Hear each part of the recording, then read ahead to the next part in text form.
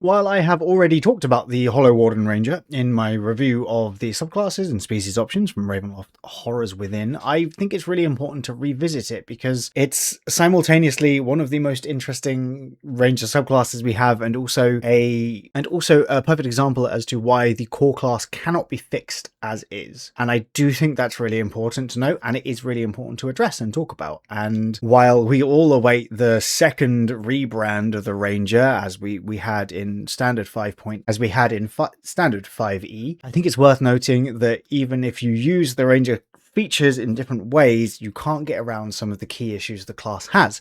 And today we're going to break down what those key issues are, what the fixes the Hollow Warden presented are, and why they're a good idea, and also what needs to change, really, as to make it all work. Hello, my name is Jason, and this is the Dungeon Himbo, where I talk about builds and reviews, and sometimes game mechanics, and today game design, specifically, apparently. Sorry to keep putting on different hats. I keep finding them. They keep finding me. Videos really come to me. I have very little say in the matter. But hey, it keeps my wonderfully confused channel on its toes, and that's got to be important for something. The first thing we need to address is, I think, the issues with the core class, and while there are a few of these, most of these are built around the favoured enemy feature and Hunter's Mark as a whole. So let's go through that, shall we?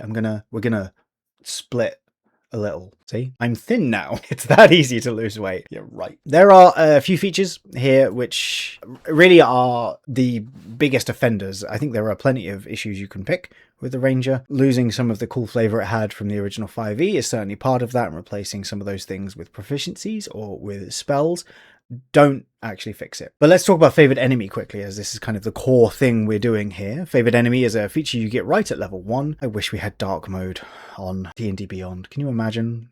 The world would be a better place. You always have the Hunter's Mark spell prepared. You can cast it twice without expending a spell slot, and you regain all uses when you finish a long rest. The number of times you can cast this without a spell slot increases when you reach certain Ranger levels. This is, by all accounts, a fairly standard feature. It's very similar to Divine Smite, if you're going to compare it to another half-caster, the Paladin, of course. But the difference being that Hunter's Mark, it requires a bonus action to cast, much like Divine Smite now does, but also requires upkeep. You can't just do it once and deal a bunch of damage. You have to constantly move it around. There is arguments for and against which of these is better. I think actually it depends on the length of the fight, as I'm sure anyone that looks at numbers even for a few seconds could figure out. But not only does this require your bonus action to cast, it also requires your concentration, which is a key argument against Hunter's Mark being the main feature of the Ranger, and it's a good one. So I don't think you can argue about the fact that this is a core focus for the class. It would be fine if that was the only thing that suggested Hunter's Mark, but it's not. Along with most of the subclasses talking about Hunter's Mark specifically, we also have the core features within the class that focus on it. One of these is the Relentless Hunter feature we get at level 13, which states that taking damage can no longer break your concentration on Hunter's Mark. If you are not using Hunter's Mark, this is a dead feature, which means that you get to level 13, and while you get some new spell slots and things like that, and that's very exciting, you don't get anything else from your core class. And in a class which does start to struggle around the level 10 mark, generally speaking, that is bad. And it will feel bad to potentially never use a feature that you are given. If this removed concentration, I think people would be a little bit happier with it. Sure, it comes online very late, but at least then you get to spend the last 8 levels effectively not worrying about it, which would be good. It's not just that though. Also at level 17 we get Precise Hunter, which is you have advantage on attack rolls against creatures currently marked by your Hunter's Mark. Fantastic feature theoretically. Far too late in the game. Advantage is extraordinarily easy to get now, with things like Vex, for example, being an excellent way to do that. And while this is nice to have as a permanent way to do it, you still have to maintain your concentration. Arguably, this upgrades the spell itself, right? You are now dealing an extra d6 of damage per attack, but you're also getting advantage in every single attack. So if you're going for an Elven Accuracy crit fishing build, for example, this is going to help a lot. The biggest offender, though, is the Capstone. Capstone features, the ones that you get at level 20, differ class by class. Some are fantastic, some are really simple but very effective, and some are this one specifically. Paladins, I think, are the most interesting ones with the Capstones because their Capstone features are subclass specific, which is super cool.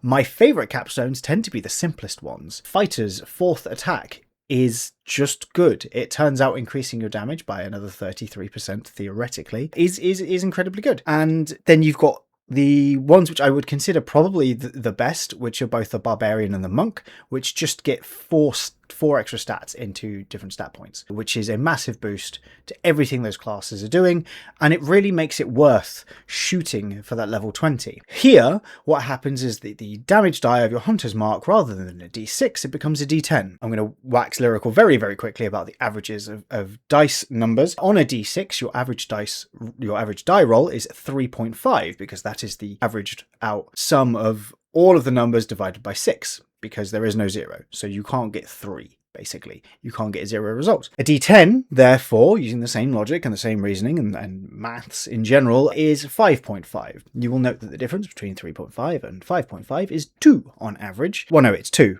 The difference between those two. The damage difference is 2 on average between the two dice sizes. And while it is nice if you're going to roll a 10, you're probably not going to roll a 10. It's a 1 in 10 chance. That's how that works. Which means that you're only twice as likely to roll a 10 as you are to crit on a standard d20. And that's not great. You also can't do anything to make it more likely you're going to roll a 10, nor do you get extra dice. If you, for example, got an extra dice at level 13, would be, I think, a good point. You no longer have to use concentration on Hunter's Mark, and also it goes up to 2d6 when you use your favorite enemy feature. I think that would be a good way of doing it. And then maybe even 3d6 at level 17. Suddenly, you're changing the d6 to the d10 is a 6-point damage shift on average, which still isn't fantastic, but that's every single hit, which does add up quite a lot. You're not getting that, though.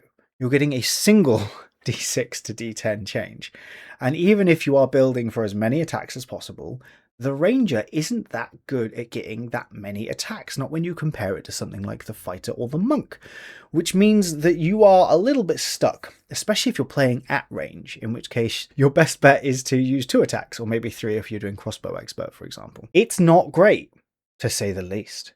And you still have to spend your concentration on it. This is, at best, a consolation prize for using a spell which is great up until about level 6, and then drops off very quickly. There are other issues with the class, but the purposes of this video, that is what I want to talk about. Let's look at how the Hollow Warden changes that, because it is very much worth looking at. Before we do that, I do just want to give a quick shout out to my channel members, and also say that they help me do all of this stuff, which is wonderful. If you are enjoying this, you should like and subscribe. I'm usually more positive than this. This is a bugbear of mine, and not the long-armed kind. I've also got a Discord, which you can find in the description, which you can join for free, and a Patreon as well now, which you can join, where I'm putting up my homebrew and campaign diaries and stuff like that. So you can support me there if you'd like. You get all of that stuff for free as well. If you want to become a free member, you can do that. And if you want to throw money in, you can also do that. Anyway, let's look at the Hollow Warden now. The key thing that the Hollow Warden gets is the ability called Wrath of the Wild, which it gets straight away at level 3, straight away in that is when you get your subclass. This allows you to, as a bonus action, expend a use of your favoured enemy to transform into a ghastly form, gaining the following benefits for a minute until you have the incapacitated condition die or end the transformation. It gives you a bonus to your AC, which scales up when you reach Ranger level 11. Doesn't go above that for some reason. Really, that should be maybe 11 and 17, I would say, but hey. You also get to make opportunity attacks against creatures when they hit you if they're within 5 feet of you, or if they hit an ally as well, so it's a pseudo-sentinel feature, which is fantastic. And you get to potentially frighten creatures around you as well. It's a lot of really good stuff, and it is undoubtedly the coolest version of favoured enemy we've seen from the Ranger subclass, and that is both true inside and outside, I think, of first-party content. Even third-party classes tend to steer away from the favoured enemy stuff. In fact, off the top of my head, I don't think any other subclass does interact with favoured enemy in this way, and it's a little bit weird that they don't. And the reason that it's weird is because we have the blueprints for this in D&D already, in the Druid class, in Wild Shape. So if you'll excuse me while I quickly go look at Wild Shape is the druidic ability to change into different shapes. As standard, it's not especially good for combat, but it does give you a lot of cool roleplay things. But most subclasses, I think all subclasses actually, have a use of it in their subclass feature. Circle of the Land, as a magic action, you can expend a use of your Wild Shape to choose a point within 60 feet of yourself to make a sphere that deals damage, basically. And also you get to heal a creature. Circle of the Moon, you get improved Wild Shapes, and the same is true with both the Circle of the Experiment from Grim Hollow and the Circle of the Forged from Exploring Eberron. Both of which are incredible. These let you transform into higher CR creatures. They tail off at the end of the game, but that's a whole other video, so I'm not going to go into that right now.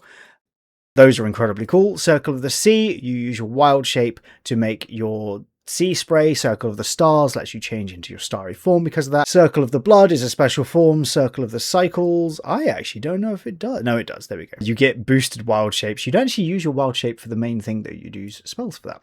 Circle of Entropy, again, special form. Circle of Fate is a special form. Circle of Mutation is the experiment. I meant it's mutation. It's not experiment. Circle of the Old Ways is a special form when you cast Shillelagh. Circle of the Symbiote is a special form, which you can do when you do the thing. Wait, is it? Yeah, it is. Circle of Wicca does also, and the Unbroken Circle also does as well. No, it doesn't. Circle of the Unbroken might be the only one that doesn't. Congrats to the Circle of the Unbroken. Anyway, let's go back to the Ranger. Actually, I don't know that we need to look at this stuff anymore. I've made my point here, right? Let's just continue talking about why this is a problem. We have the examples of how you could use Favored Enemy now, and we have a first-party subclass that's doing that, and it's amazing. And it's one of those things where, as someone that thinks way too much about all of this stuff, I saw it and it was immediately like, that is the correct way to be using Favored Enemy. Why aren't we doing this already? Why hasn't every class been doing this? All of the subclasses should be using Favored Enemy like this. Rangers are Druid coded. It's perfectly natural that they would kind of crib on that terrain a little bit, that territory a little bit. And while the Hollow Warden Ranger is the first of these, I don't expect it to be the last of these, not at all. However, by using your Favored Enemy to do these other cool things, you're negating your level 13, 17, and 20 features entirely, because they are not, when you use your Favored Enemy, you get advantage. Maybe that's the fix. When you use your Favored Enemy, the damage dice of your attacks goes up. When you use your Favored Enemy, you can no longer have your concentration broken. I don't think these are tricky fixes at all.